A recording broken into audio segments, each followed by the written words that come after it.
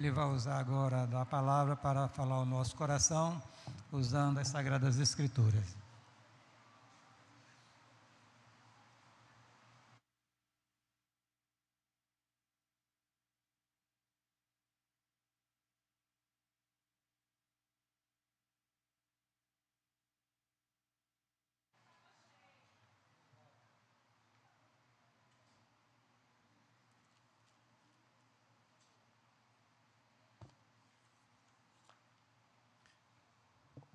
Irmãos, graça e paz, Senhor. Sem mais delongas, vamos abrir as nossas Bíblias em Gênesis, capítulo de número 1, versículo 1.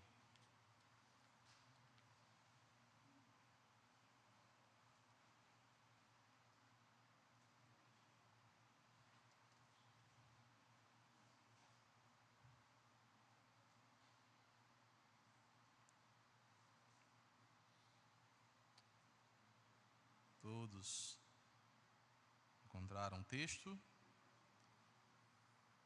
Diz a palavra do Senhor: no princípio criou Deus os céus e a terra. Repetir. No princípio criou Deus os céus e a terra. Pai, nós invocamos a Ti por meio de Jesus. Pedimos a Tua graça, a Tua bênção sobre nós, sobre o Teu povo. Que o Senhor aumente a nossa fé e nos aproxime de Ti cada vez mais, em nome do Senhor Jesus. Amém. Irmãos, a verdadeira causa não causada. A fé não é inimiga da ciência. Esse é o tema de hoje que a gente pretende abordar. Mas antes da gente delinear, vou trazer aqui algumas informações. Eu sei que esse tema ele traz muitos termos técnicos e muitas questões que às vezes nós não estamos acostumados no nosso dia a dia. E eu sei que boa parte da igreja essas questões nem lhe interessam muito. Mas outra parte se faz necessário ouvir, porque tem se deparado com situações em que são confrontados em relação à fé, seja na universidade, seja em vídeos na internet, sejam com colegas. Isso é um tema que está aí e nós devemos trazer isso também no meio da igreja para fortalecer a fé dos irmãos, ou trazer pelo menos argumentos e posições da nossa fé, mas creio eu que também servirá de edificação para aqueles que estejam em paz nesse sentido, não estejam incomodados com aqueles que fustigam os crentes, né, em relação a esse assunto. Eu tentei o máximo aqui na discussão, ser bastante resumido em relação a essas questões, e o mais simples possível, não trazendo, tentando evitar a complexidade das coisas para facilitar a compreensão dos irmãos, mas não posso me furtar de alguns termos técnicos que são abordados aqui, e eu preciso passar esses termos, que é o básico, para que a gente possa discutir o assunto. Então me perdoe alguns irmãos em relação a alguns termos aqui que talvez você nunca nem ouviu falar. Mas vamos lá.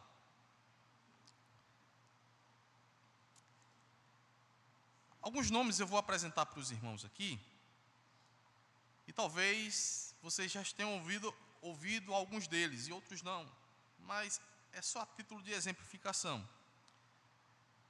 Nicolau Copérnico, que viveu entre 1473 a 1543, Copérnico foi um astrônomo polonês que propôs o primeiro sistema de planetas matematicamente baseado ao redor do Sol. Johannes Kepler, 1571 a 1630. Kepler foi um brilhante matemático e astrônomo também. Ele primeiramente trabalhou com a luz e estabeleceu as leis do movimento planetário em torno do Sol. Isaac Newton, talvez mais conhecido, 1642 a 727. Na ótica, mecânica e matemática, Newton foi uma figura de gênio e inovação indisputável. Robert Boyle, 1791 a 1867, um dos fundadores e um dos primeiros membros-chave da Sociedade Real. Boyle deu seu nome à Lei de Boyle para os gases e também escreveu uma obra importante sobre química. Michael Faraday, 1791 a 1867, sua obra sobre a eletricidade e magnetismo não somente revolucionou a física, mas conduziu a muitas coisas que fazem parte do nosso estilo de vida hoje, as quais dependem dela, incluindo computadores, linhas de telefone e websites, com base nessas questões físicas, né, da física. Gregor Mendel. Mendel foi o primeiro a lançar os fundamentos matemáticos da genética, o qual veio a ser chamado mendelianismo. Kelvin, ou William Thomson, que é mais conhecido por esse nome, né? 1824 a 1907, Kelvin foi o primeiro dentre um pequeno grupo de cientistas britânicos que ajudaram a lançar os fundamentos da física moderna.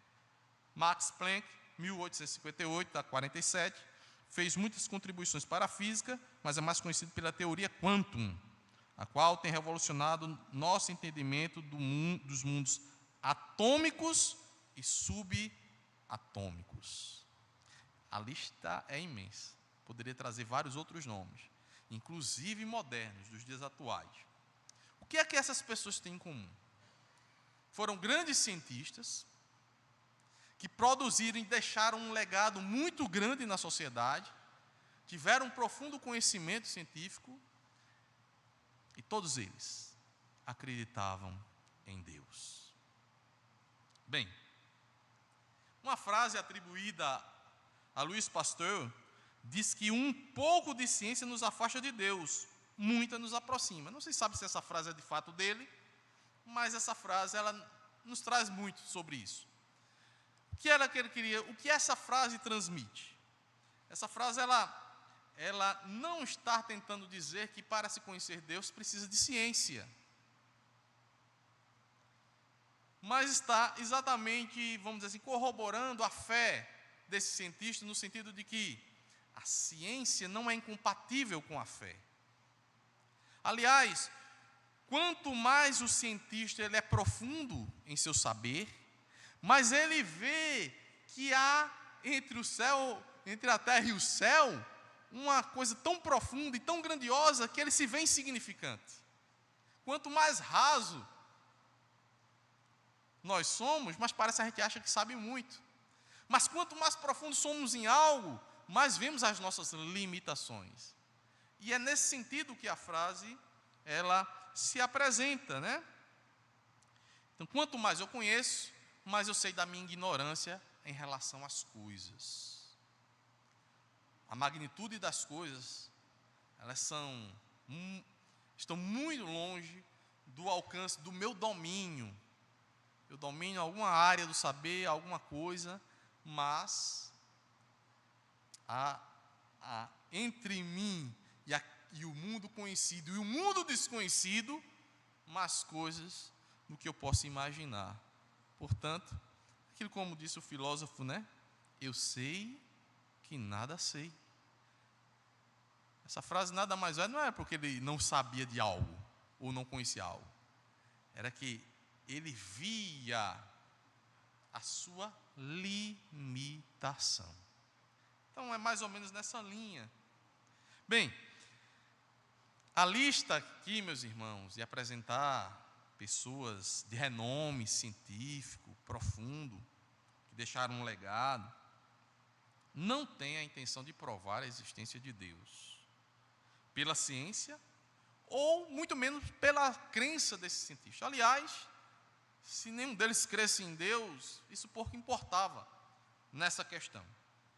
O que eu quero demonstrar, trazendo isso aqui, é que quando alguém acha que a ciência é contrária à fé, ela mistura dois ramos do conhecimento, cuja natureza e validade pressupõem questões epistemológicas, termo difícil talvez, diferentes para se alcançar o conhecimento daquilo que se investiga. E eu vou explicar o que é epistemologia, né?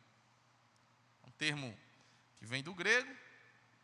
Epistemes, em grego, significa conhecimento, saber.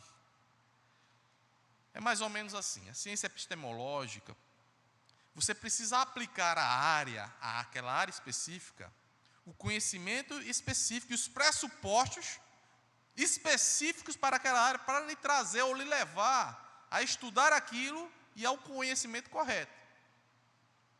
Por exemplo, não adianta eu estudar matemática para falar de português. Estou sendo simples e de uma maneira assim, para que os irmãos entendam. Levando para o mundo dos esportes, não adianta eu treinar futebol para jogar vôlei. A epistemologia é mais ou menos isso, ela requer uma habilidade, um conhecimento daquilo especificamente, para você poder desenvolver fundamentos, sejam empíricos ou racionais, dependendo da área científica, para se chegar à verdade daquilo, ou pelo menos te encaminhar à verdade daquilo. E aí é onde está o problema de muita gente em relação a essas questões de Deus e ciência, né?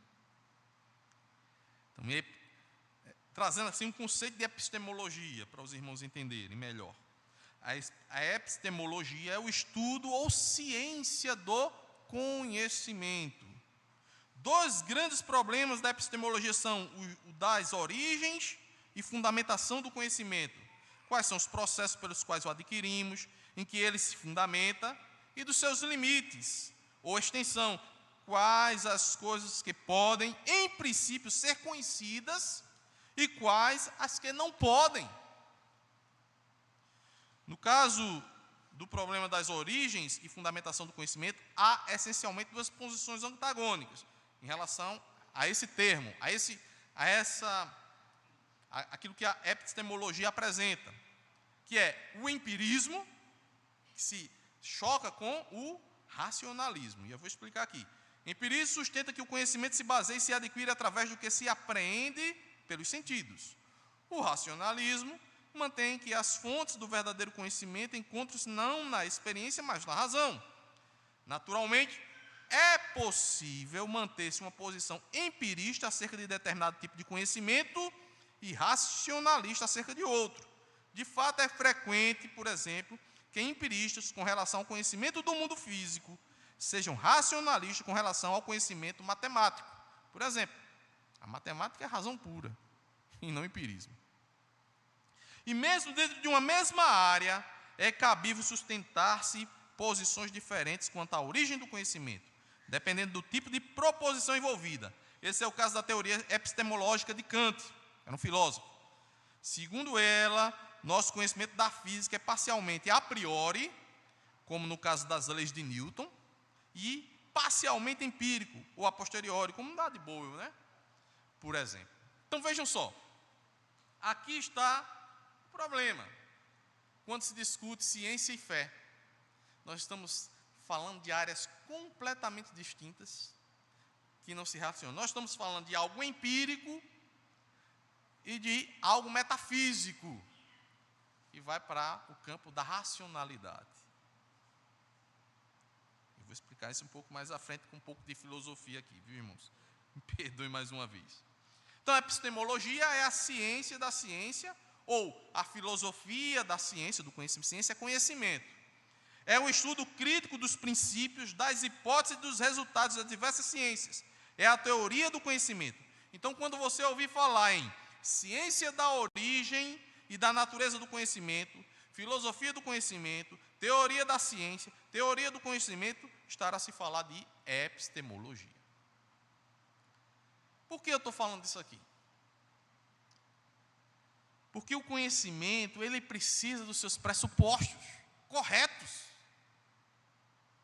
Para eu afirmar algo, eu preciso do pressuposto correto, senão aquela minha conclusão vai chegar a um denominador completamente diferente do que poderia ser e errado. Então,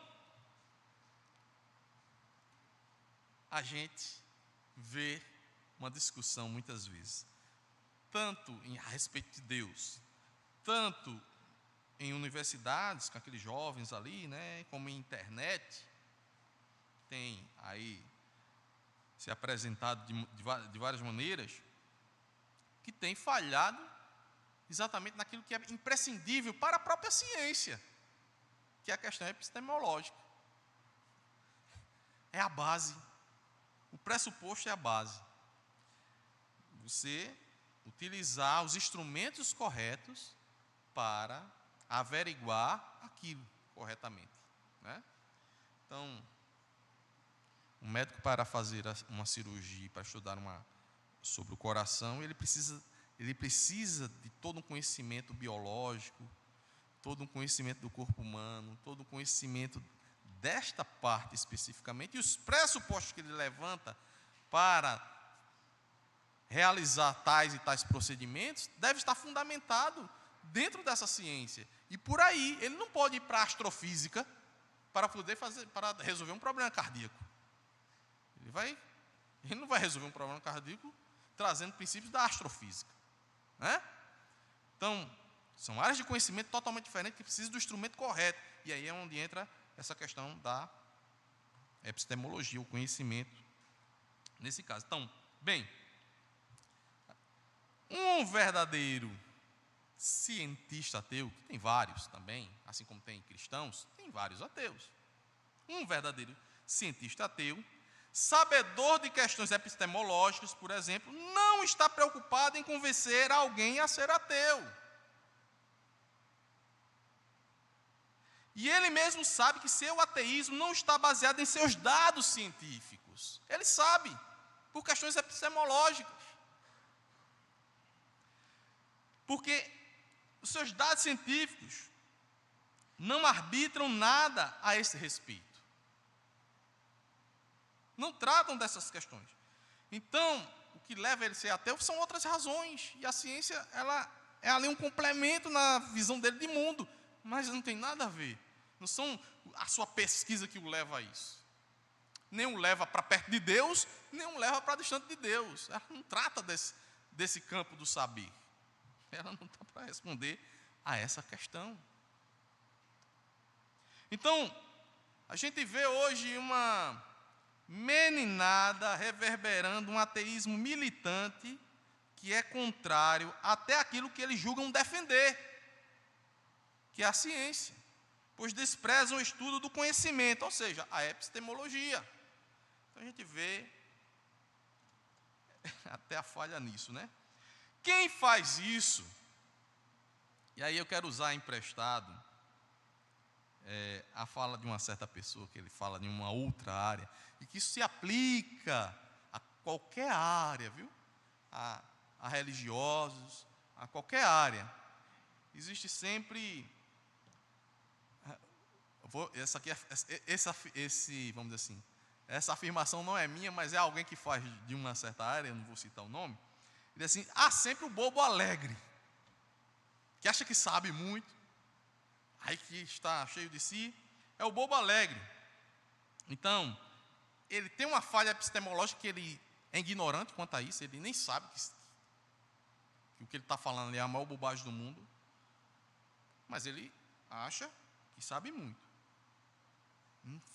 Não tem legado nenhum, não tem nada a oferecer na área científica, mas ele acha que é um cientista.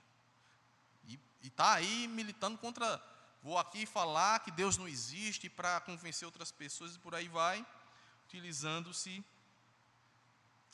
de falsos pressupostos, né? Porque não se conversam aqui. Então, existe o bobo alegre, e aí, como diria essa certa pessoa, olha, ou ele é um bobo alegre,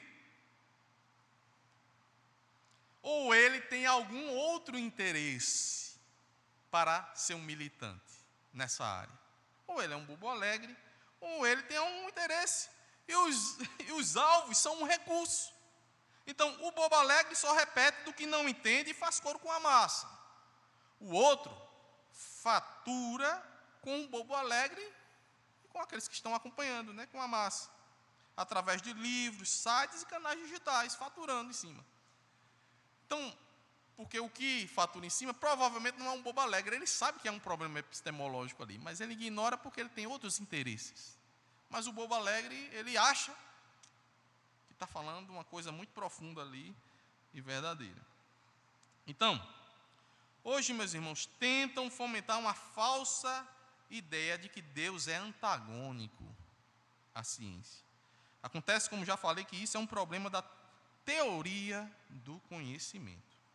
E aí é preciso ressaltar que a crença em Deus envolve a metafísica e se fundamenta racionalmente e não de maneira empírica.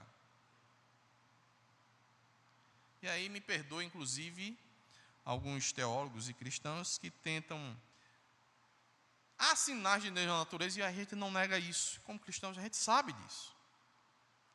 Mas elas não provam Deus.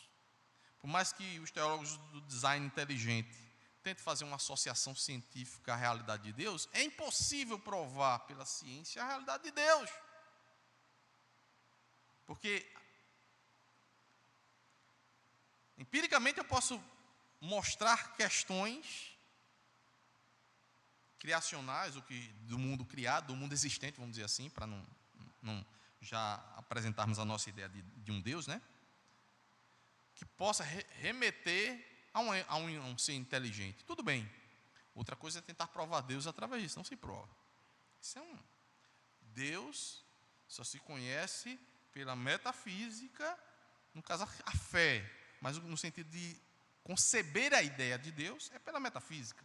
É a área que pode ser, vamos dizer assim, transmitida essa ideia de Deus. E eu vou chegar lá para a gente discutir esse assunto.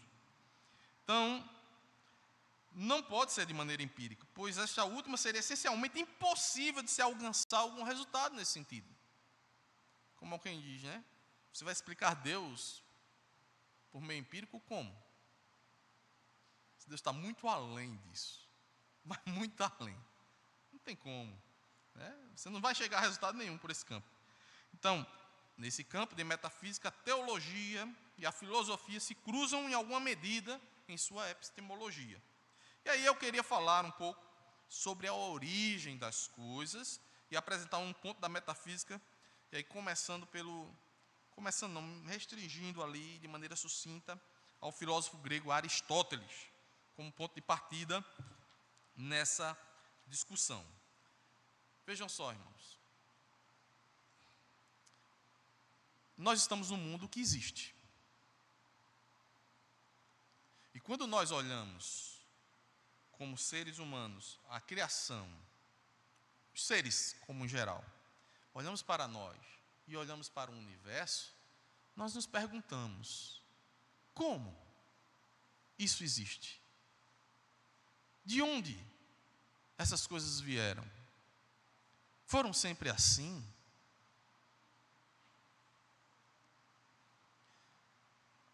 O filósofo grego Aristóteles, ele diz, na metafísica, tem um compêndio dele chamado Metafísica.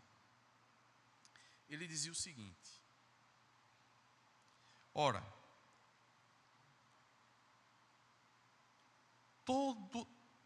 toda causa gera um efeito, que esse efeito é uma nova causa de um novo efeito, e assim sucessivamente. Então, quando nós olhamos para a origem, quando Aristóteles apontava para o início de tudo, ele dizia: ora, então, isso aqui é efeito de uma causa aqui, que é efeito de uma causa ali, e assim ele falava. Se levar isso à risca, nós vamos chegar no ad infinito.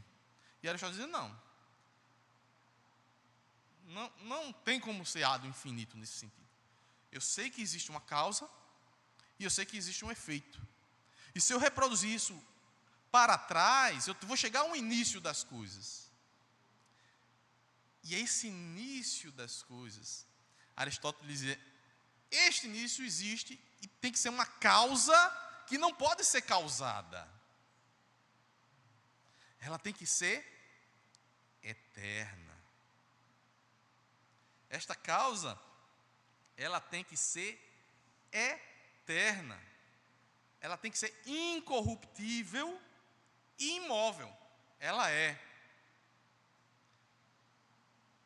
Ele chamava isso de motor não movido. É aquilo que não se move, mas que é a causa primária, ou primeira de tudo. O primeiro motor é a causa do movimento das estrelas, segundo ele, e das esferas celestes. Ele é necessário. Existe de um único modo e não pode ser de outro. Como eu falei, é eterno, incorruptível e imóvel. É uma ideia de Deus, não no Deus como nós o conhecemos, para Aristóteles. É a ideia de Deus no sentido de ser a causa primária, que deu origem a tudo.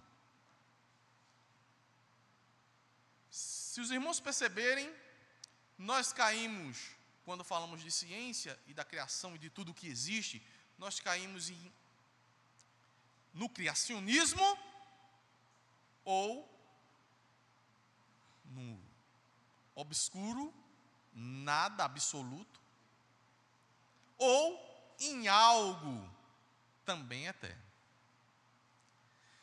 Então, meus irmãos, nós estamos presos quando nós analisamos de maneira retroativa a origem das coisas, porque vamos chegar inevitavelmente a uma causa primária, tem que chegar. E essa causa primária, ou é aquilo que era bastante criticado, inclusive por um astrônomo matemático inglês, que eu esqueci o nome agora, ele dizia assim, alguns acreditam que o nada, mais o acaso, mais o tempo, é igual a tudo que existe. Ele diz assim, isso é um absurdo, não é? Mas tem a gente que acredita nisso, e vai criticar quem acredita em Deus.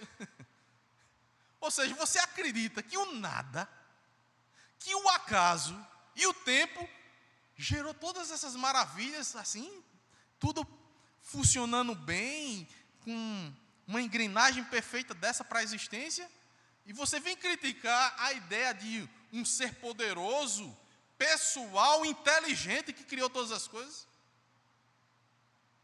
Então vejam, meus irmãos, que quando nós partimos para a metafísica, a ideia de Deus ela é plenamente racional.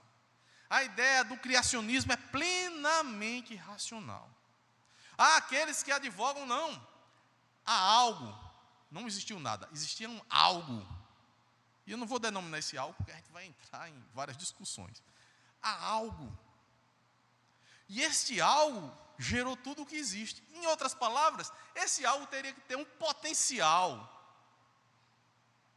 É muito poderoso esse potencial, né? Mas só que ele não pensa, né? Ele não é inteligente, mas ele, de certa forma, dele surgiu as outras coisas. Então você tem ou um ser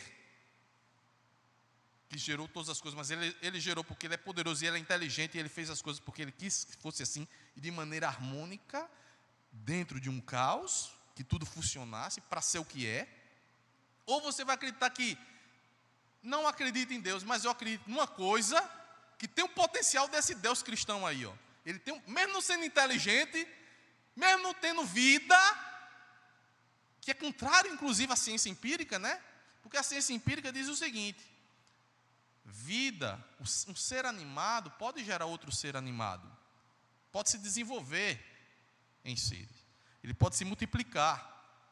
Mas um ser inanimado, ele não pode gerar, não é comprovado isso empiricamente, um ser animado. Você não pode, de uma pedra, criar um cachorro. Mas de alguma maneira, em algum momento, segundo os que creem nisso, de algo inanimado surgiu a vida. E aí vai além. Vejam que, claro que para quem não é cristão, não vai chamar isso de milagre, mas vejam que tem que existir. Para os cristãos, há muitos milagres. Mas para o não cristão, para admitir essas teorias, ele vai ter que crer em cada absurdo, porque além de um ser inanimado gerar vida, essa vida que era, nessas teorias, é uma vida muito menos complexa do que nós somos hoje, muito aquém, tinha o potencial nela, dela sair todos os vegetais que a gente possa imaginar, animais, enfim. É um Deus com D minúsculo, mas que teve esse potencial de criar tudo. Então você vai ter que acreditar nisso. Talvez você não pense sobre isso, mas vai ter que acreditar nisso. E eu vou admitir, isso é mais fé do que eu tenho na fé em Deus, porque faz mais lógica um ser pensante. Alguém disse assim, alguém já disse isso. Acreditar nessas coisas é como acreditar em pegar um macaco, botar diante de uma máquina de datilografar, e ele ali aleatoriamente apertar os botões e de repente está lá uma obra de Shakespeare pronta. Então você acredita nisso, porque é o acaso. No acaso, as coisas aconteceram e são o que são. E nós, como cristãos, na razão da nossa fé, se apresenta de que as coisas são o que são, porque um ser poderoso, inteligente, fez assim. Vejam, meus irmãos, que não é uma questão do cristianismo e da fé cristã para admitir uma causa não causada. Não somos só nós que temos que admitir um Deus eterno. O não cristão, ele precisa conceber algo eterno, que não foi causado por nada, ele precisa conceber isso. Isso é a lógica metafísica. Isso está na filosofia, e isso está na questão metafísica, dos estudos metafísicos. O universo, ele precisa ter uma causa primária. E essa causa primária, ou é o Deus cristão, ou é o Deus criador, ou é, vou colocar entre aspas, né? Porque não acredito que você for como se fosse um Deus, porque vai ter que ter o potencial para desenvolver tudo o que existe como é. Agora, meus irmãos, é mais grave, porque quando a gente pensa num ser inteligente, a gente entende de como as coisas se ajustam, como a cadeia alimentar ela é perfeita, né? Essa vida depende dessa vida, que depende dessa vida, para ter a sua própria existência. E a gente vê que tudo, a distância da Terra do Sol é importante para ter vida aqui. E toda a forma como o planeta é concebido, a atmosfera como ela é, a água que existe aqui, tudo é muito... Então, vejam que se a gente fosse... São infinitos acasos aqui. E cada caso desse é absurdamente improvável. Por que existe... Vou dar um exemplo simples, né? Por que existe no vegetal um arroz que nos alimenta e não uma outra coisa que nos serve para alimentar? Como é que surgiu? Por que isso surgiu? Aí, não se sabe. Foi o acaso aí que aconteceu. E por um acaso também serve de alimento. Então não há lógica. É tudo por um acaso. E esses acasos, eles são totalmente aleatórios e absurdos. Porque quando nós fazemos algo, pensando como ser humano, há uma ordem lógica nas coisas que a gente faz. Tudo tem ou um propósito claro, ou até inconsciente. Mas há uma lógica. E quando tudo é aleatório, não existe lógica. E tudo pode sair de qualquer jeito. Então, toda a perfeição e toda a engrenagem que há no universo, especificamente no mundo que nós conhecemos aqui, a Terra, toda essa engrenagem, cada coisa, desde os animais, cada animal existente é um acaso absurdo. Se fosse para dizer, olha, isso aí é um milagre, se a gente fosse levar para o lado da religião, isso aí é um milagre. Existiu o arroz, é um milagre, viu? Existiu o feijão, é um milagre. Existiu um gato, é um milagre. Pode ser qualquer outra coisa, pode ser uma outra coisa qualquer. Existir isso é um milagre. Mas como? Porque é totalmente obra do acaso. Eu preciso de água para ter vida, e a água existe, é um acaso. Eu preciso me alimentar e aquele alimento me serve, é um acaso. mas que me complementa, e assim vai. Então, são sucessivos acasos absurdos que precisaria existir para que toda esta cadeia, desde a causa primária até a existência de tudo como ela é hoje, acontecer.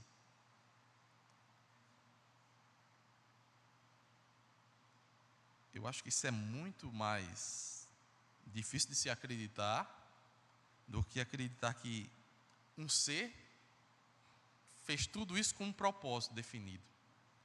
O arroz vai existir porque ele vai alimentar. Isso aqui vai servir para isso aqui vai... E formar uma cadeia harmônica que mantém esta vida em si mesma, né? Que mantém com que tudo funcione e exista, morre, existe, e ali tudo se retroalimenta. Não foram coisas aleatórias que por um acaso, olha como isso se encaixa, como essa aleatoriedade deu certo aqui, como tudo vai se dando certo aqui e se complementando. Não, esse complemento requer um arquiteto. É engraçado que, isso também não é meu, alguém já disse, olha, quando a gente olha algo complexo, mas engrenado, perfeito, ninguém pensa em algo aleatório, né? Pensa sempre que tem uma mente inteligente por trás. Se você vê um quadro bem pintado, se você vê um automóvel ali, com as suas peças funcionando tudo direitinho, você não diz assim, caramba, como o acaso aqui juntou tudo isso e produziu essa coisa belíssima que me serve. Que coisa não, a gente pensa que existe uma engenharia por trás, né?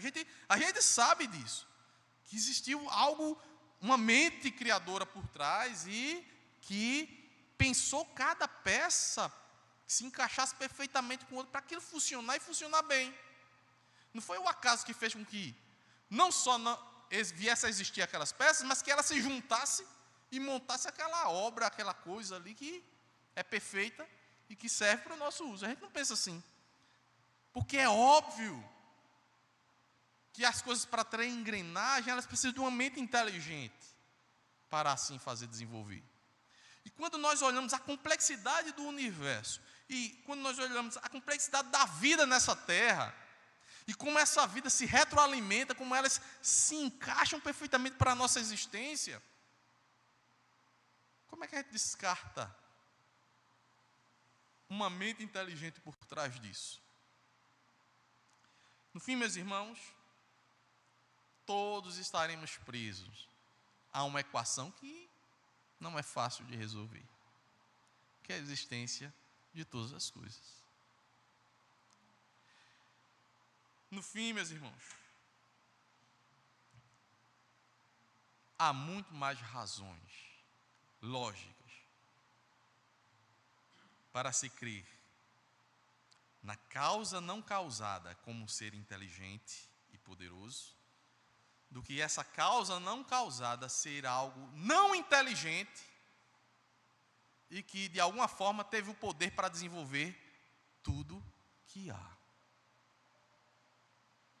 Ou o nada absoluto, que de alguma forma, em algum momento, faz produzir algo, que também é algo assim terrível de entender. Precisa ter, numa linguagem religiosa, obviamente, precisa ter fé para acreditar nessas coisas. Então, conclusão. Para aqueles que têm ouvido essas coisas, e têm visto esse tipo de conversa, peça a razão da causa da existência de todas as coisas àqueles que tentam desafiar a sua fé.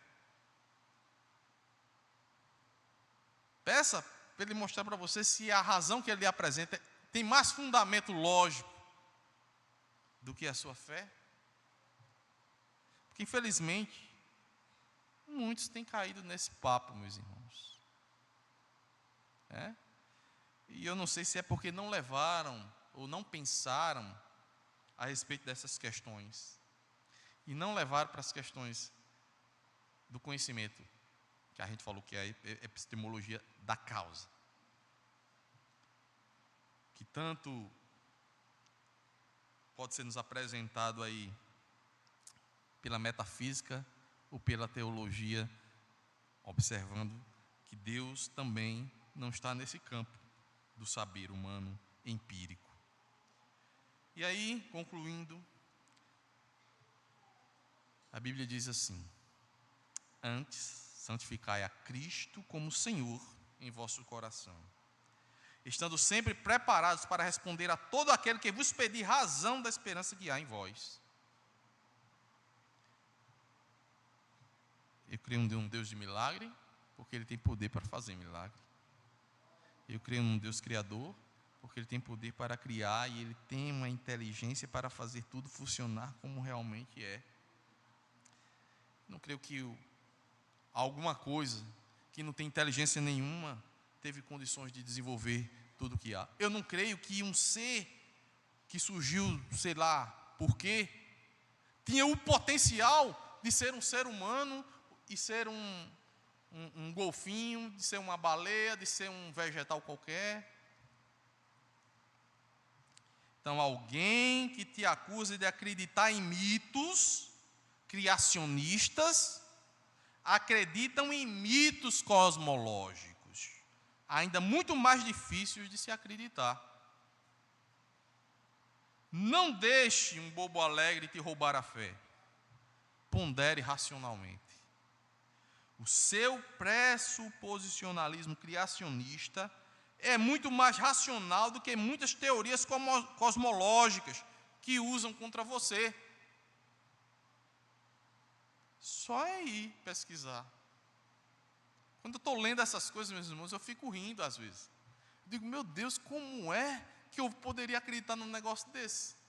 Porque eu posso ter até dúvida da existência de Deus, mas acreditar nisso aqui, pelo amor de Deus, eu prefiro acreditar em Deus mesmo. Porque é difícil, irmãos, é muito, para mim pelo menos, é muito menos lógico. É muito menos lógico. E as pessoas muitas vezes ficam inebriadas com essas coisas. Talvez porque não realmente ponderaram sobre isso, né? Sobre essas questões. E aqui eu quero encerrar com o Salmo 19:1. Os céus proclamam a glória de Deus e o firmamento anuncia as obras de suas mãos. O nosso Deus é eterno, todo-poderoso, imutável. Aristóteles não estava pensando em Deus não, mas ele estava descrevendo Deus. Viu? Incorruptível, como dizia Aristóteles em relação ao seu motor não movido. Esse é o nosso Deus. Criou todas as coisas. Não se deixe levar pela falsa ciência. Que Deus nos abençoe.